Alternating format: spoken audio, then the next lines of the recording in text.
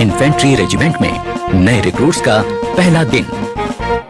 मैं सूबेदार Surjit Singh, गोत्रिया company senior जेशुप, नए भर्ती हुए होकर आए जवानों का गोत्रिया कंपनी में हार्दिक स्वागत करता हूं। आपके रहने के लिए आपके दाहिने और मेरे बाएं नजदीक बिल्डिंग में बंदोबस्त किया गया है। अगर आपको कोई शारीरिक प्रॉब्लम आ जाती है, आप अपने बेसिक उस्ताद को बताएं, वो आपको एमआई रूम में ले जाएगा। यहां पर सभी प्रकार की दवाई का बंदोबस्त किया गया है। इस दौरान अगर आपने अपने घर में कोई बातचीत करनी हो, मेरे पीछे और आपके सामने बिल्डिंग के दाहिने किनारे पर एसटीडी बूथ लगाया गया है। आप समय समय पर जाकर वहां पर अपने घर वालों से बातचीत कर सकते हैं। आपके खाने का बंदोबस्त बिल्डिंग के पीछे कुक हाउस, वहां पर आपको उस्ताद लेकर जाएगा और उसे वाकिफ कराएगा।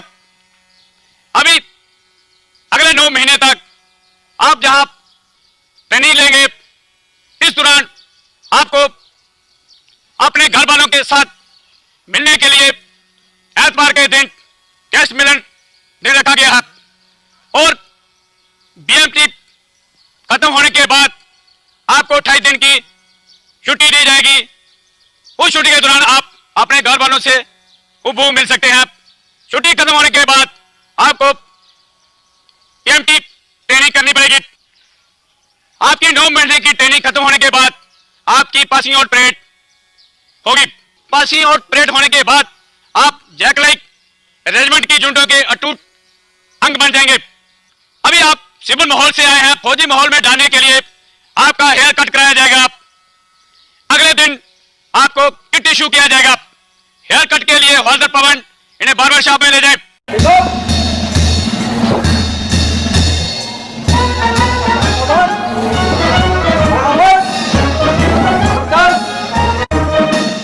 रिक्रूट्स को पता था कि अब उनकी जिंदगी में कई तब्दीलियां आने वाली हैं। उसकी शुरुआत हो चुकी थी। फौजी तरीके में बाल कटवाना पहला कदम था। छोटे छोटे बालों को कम रख रखाव की जरूरत पड़ती है और इंसान दिखने में चुस्त और स्मार्ट लगने लगता है। पहला कदम तय करने के बाद इनका अगला पड़ाव है बटालियन स्टोर। यहाँ रिक्रूट्स को अलग अलग किस्म की फौजी वर्दियां बांटी जाती हैं। वही फौजी वर्दियां जिनको अब तक ये हसरत भरी निगाहों से देखते थे, पर आज उन्हें पहनने का मौका और हक इनको मिला है। अपने अफसरों से वर्दियां हासिल करना इनकी जिंदगी का पहला तमगा है जो इन्हें मिलता है। अपनी जिंदगी का सबसे कीमती पहनावा हासिल करने के बाद ये जानना जरूरी हो जाता है कि किस पहनावे को कब पहना जाए और किस तरह से पहना जाए। सभी ने रिक्रूट ध्यान दे, जो आपको बटालियन स्टोर से ड्रेस इश्यू है, उसको आप किस प्रकार से तैयार करके पहनना है। सबसे पहले कि आपको किस प्रकार से तैयार करना है, उस्ताद आपको उसका नमूना देगा। आप अच्छी तरह उसे देखें और समझें। उस्ताद आशिक हुसैन। वर्दी को पहनने का सलीका आना निहायत जरूरी है। पहली नजर में किसी फौजी को किसी आम आदमी से जो चीज अलग करती है वो है पहनावे का सलीका। ये रिक्रूट्स को समझना बहुत जरूरी है। इसकी शुरुआत हुई सजीली और रोबेली टोपी से, यानी बैरेट से। सबसे पहले बैरेट के अंदर रुई वाले हिस्से को बाहर निकालें और बैरेट के ऊपरी भाग को पानी में भिगो दें। भिगोने के बाद इसे निचोड़ें और झाड़कर उसका पानी निकाल दें।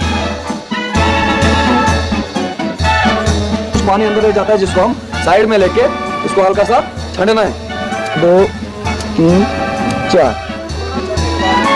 अब रुई वाले हिस्से को फिर से अंदर डाल दें। इसके बाद दोनों हाथों की मुट्ठी बंद करके टोपी को ऐसे घुमाएं कि वो पहले जैसी सूरत में आ जाए। अब बारी है इसको सिर पर बैठाने की, पर उससे पहले ध्यान रहे कि बैच के अंदर की तरफ की इस लिट को बाईं आंख की सीध में रखते हुए पहनना है।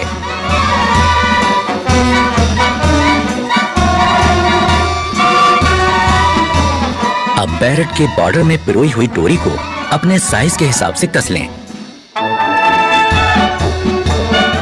अब बैरेट वापस उतारकर किसी पतली और नुकीली चीज से बची हुई डोरी को अंदर की तरफ धकेल दें। अब बैरेट को फिर से सिर पर लगाएं। अब बारी है इसको अपने सिर पर सेट करने की। टोपी को पहनने के बाद में अभी यहाँ पर आपकी टोपी सेट नहीं है। अभी किस प्रकार उसको सेट करना है अपने दोनों हाथों से। अपना एक हाथ बॉर्डर पर इस तरह से टिकाएं और दूसरे हाथ से जोर से दबाते हुए दूसरी तरफ मोड़ें। अब बारी है बैच लगाने की। सबसे पहले 1.5 इंच की चौड़ाई वाली चिंदी को सही जगह पर रखकर निशान लगाना है। चिंदी को इस प्रकार से बैरेट पर खड़ा करें। अब चिंदी के बीच का हिस्सा आपकी आंख के सेंटर में होना चाहिए। यहाँ पर निशान लगाकर चिंदी के बीच का हिस्सा आपकी आंख के सेंटर में होना चाहिए। यहाँ पर निशान लगाकर बैरेट को उतार लीजिए। उतारने के बाद हमें चिंदी की सिलाई लगाए गए निशान पर रखकर करवानी है। अब अपना रेजिमेंटल बैच चिंदी के ऊपर इस प्रकार रखें कि वो चिंदी के खड़े कोनों के बीचों बीच आ जाए। ये चिंदी का कॉर्नर और ये दो राइफल के बीच में जो क्रॉस बन रहा है इसका सेंटर और ऊपर वाला चिंदी का ऊपर वाला कॉर्नर, इन चारों को आपस में मिलाते हुए बैच को सेट करना है। अब बैच को नीचे की तरफ दबाएं ताकि चिंदी में 2 निशान हो जाएं।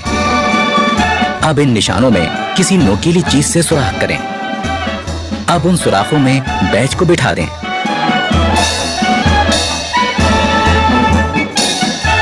अब इसे पलटकर अंदर की तरफ से ये पिन इस प्रकार से लगा दें। इससे बैच अच्छी तरह से फिक्स हो जाएगा और कभी गिरेगा नहीं। पिन लगाने के बाद ये लिड ऊपर रखकर इसकी सिलाई कर दें। अब बैच का पिन सिर पर नहीं चुभेगा। अब हो गई बैरेट तैयार।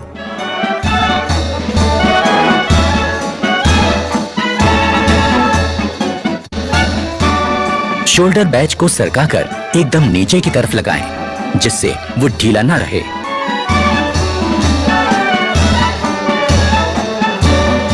नेम बैच दाहिनी जेब की ऊपर वाली सिलाई के साथ एकदम सीधा करके लगाएं। बेल्ट को सेट करने से पहले दाहिने हाथ में मुड़ा हुआ कुंडा और बाएं हाथ में सुराख वाला कुंडा पकड़ें। बेल्ट लगाने से पहले ध्यान में रखें कि कमीज की ये लाइन और जिप की लाइन एकदम सीध में हो और बेल्ट का बकल ठीक उनके बीचों बीच में हो। बैक साइड के ये 2 कुंडे पिछले वाले लूप से बराबर दूरी पर रहें। आगे से बकल बंद करने के बाद इस प्रकार कमीज की सिलवटें निकाल लें, आगे और पीछे दोनों तरफ से। ड्रेस पहनने के बाद कमीज के ऊपरी 3 बटन दिखने चाहिए, ना कम न ज्यादा। पैंट पहनने के बाद जूते के केवल 2 फीते ही दिखने चाहिए।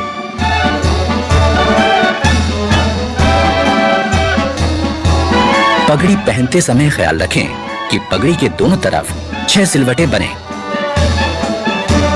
पगड़ी के बीच में दिखने वाली लाल पट्टी की लंबाई 1.25 इंच और चौड़ाई 1.5 इंच होनी चाहिए।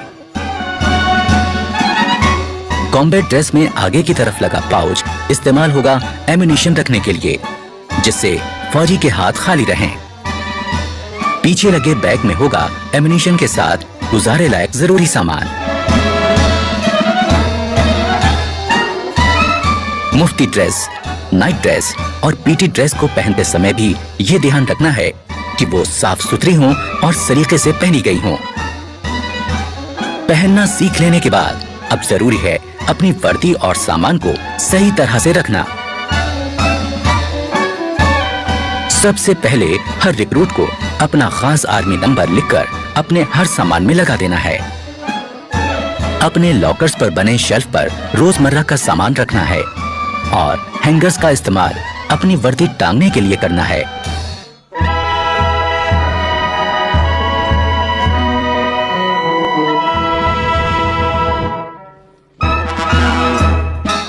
शाम होने के बाद नाइट ड्रेस पहनकर अपने कपड़े और जूते दुरुस्त करें। और आने वाले कल की तैयारी करें।